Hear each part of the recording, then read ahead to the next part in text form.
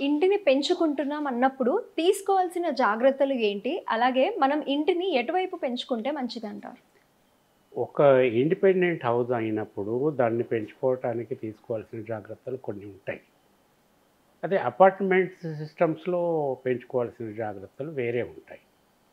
Independent హౌస్‌లో ఏమిటంటే, మనకి వాస్తు ప్రకారం ఒకవేళ నిర్మాణం చేసి ఉంటే, తూర్పుకి, ఉత్తరానికి ఖాళీ స్థలాలు ఎక్కువ వదిలిపెడతారు. పశ్చిమ, దక్షిణాలకు తక్కువ వదిలిపెడతారు. హుహు. వీళ్ళు ఏదైనా కారణం చేత ఇంటిని పెంచుకోవాలనుకున్నప్పుడు ఎక్కువ ఖాళీ స్థలం వదిలిపెట్టినప్పటి తూర్పుకి లేదా ఉత్తరానికి కొంచెం పెంచుకోవచ్చు. కానీ పశ్చిమంలో ఉన్నటువంటి ఆల్రెడీ ఉన్న ఖాళీ స్థలం ఏదైనా ఉంటే, దానికంటే రెండింతలు ఖాళీ స్థలం తూర్పులో ఉండాలి. దక్షిణంలో ఉన్న ఖాళీ స్థలానికి రెండింతల ఖాళీ స్థలం ఉత్తరంలో ఉండాలి.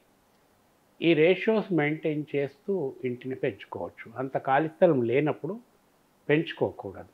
హుహు. ఇంకా కొంతమంది ఏం చేస్తారంటే, ఇంటికి పశ్చిమానికి కానీ, దక్షిణానికి కానీ ఎక్కువ ఖాళీ స్థలం ఉంటే, అది వాస్తు ప్రకారం మంచిది కాదు అని ఇంటిని పడమరకు కానీ, దక్షిణానికి కానీ పెంచి కట్టుకుంటారు.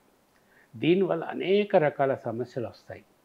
ఎప్పుడు కూడా మనం ప్లాన్ చేస్తున్నప్పుడు, ఆ ప్లాన్‌లోనే మార్పులు, చేర్పులు చేసుకోవాలి కానీ, ఇల్లంతా కట్టిన తర్వాత ఇంటికి పశ్చిమానికి లేదా దక్షిణానికి పొడిగించి ఎప్పుడూ కట్టకూడదు. దానివల్ల విపరీతమైన నష్టాలు జరుగుతాయి.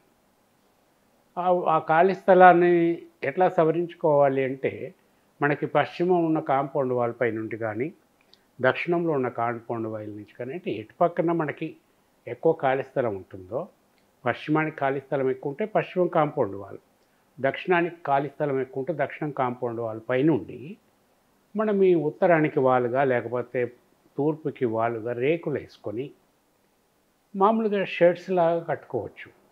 ఈ షెడ్స్‌కి మెయిన్ బిల్డింగ్‌కి మధ్యన గ్యాప్ ఉండాలి. కనీసం ఒక మనిషి మామూలుగా తిరగగలిగేటంత గ్యాప్ ఉండాలి. అంటే ఈ బిల్డింగ్‌కి ఆ షెడ్ యొక్క రేకులు తగలకూడదు. ఆకాశానికి ఓపెన్ ఉండాలి. Open to sky. ఆ విధంగా ఈ గ్యాప్‌ను తగ్గించుకోవచ్చు. వాస్తు ప్రకారము చేయవలసిన మార్పులు చేసుకోవచ్చు. కానీ తరువాత మార్పులు, చేర్పులు చేసే బదులు కట్టేటప్పుడే ఇట్లాంటి మార్పులు చేయకుండా వాస్తుకు అనుకూలంగా కట్టుకోవటం అన్ని విధాలా మంచిది. కట్టుకున్న తర్వాత మార్పులు చేయటంలో ఏవైనా దోషాలొస్తే వాటిని మళ్ళీ తీసేయటం చాలా కష్టమవుతుంది. ఓకే. కట్టేటప్పుడే వాస్తు ప్రకారం కట్టుకోవటం అన్ని విధాలా మంచిది.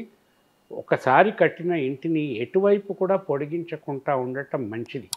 ఒక్కొక్కప్పుడు కొన్ని సందర్భాల్లో తప్పనప్పుడు ఇట్లా చేసుకోవాలి కానీ, సాధారణంగా మళ్ళీ ముట్టుకోకపోవటమే మంచిది.